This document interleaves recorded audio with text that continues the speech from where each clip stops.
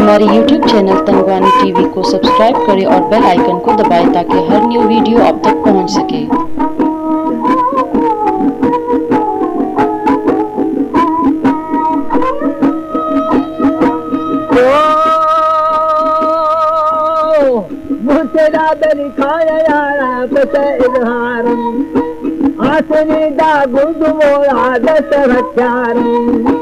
आवादी कहारे जीवाद मधुमते दारा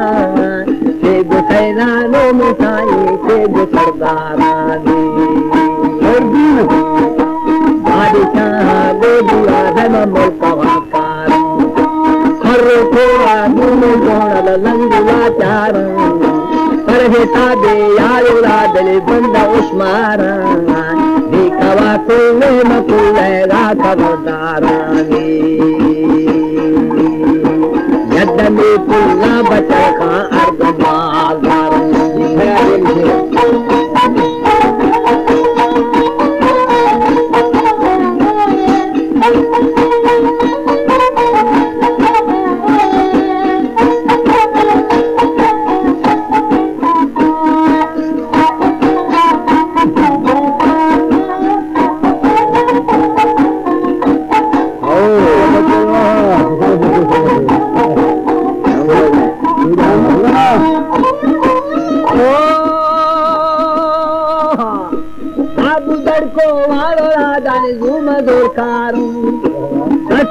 संगीत जीवे होने का थारू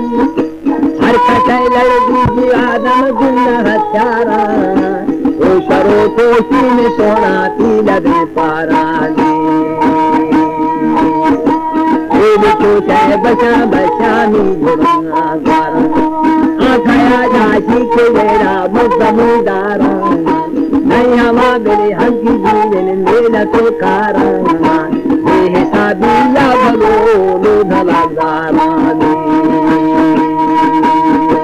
मारू तो सारो दीवार मत है। हमारे YouTube चैनल तंगवानी टीवी को सब्सक्राइब करें और बेल आइकन को दबाएं ताकि हर न्यू वीडियो आप तक पहुंच सके।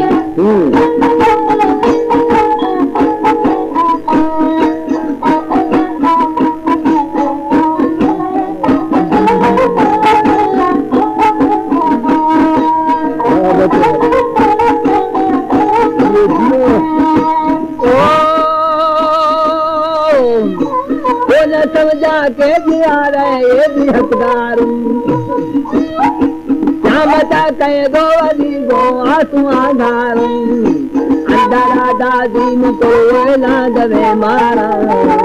अधवा दिल रे सखाई मका तो बेजारानी तेरा जन दाते दाते ना गुनगार आखिरा कर राय राय याद तार जिंदगी मददार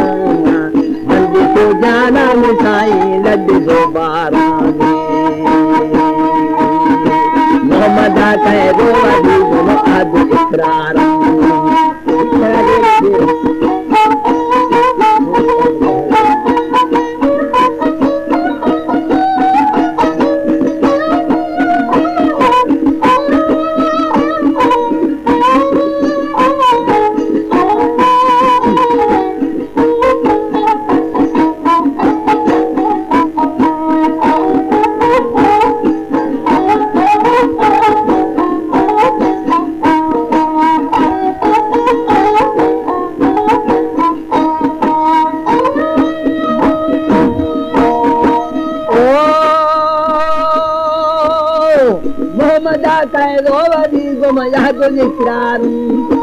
है बरादरी चोरी छो माफी गुनाहगार बाबू बिस्तानी दीवार में सोने गुलदारा मुँह में नादा झड़का मोरा छो गए सारा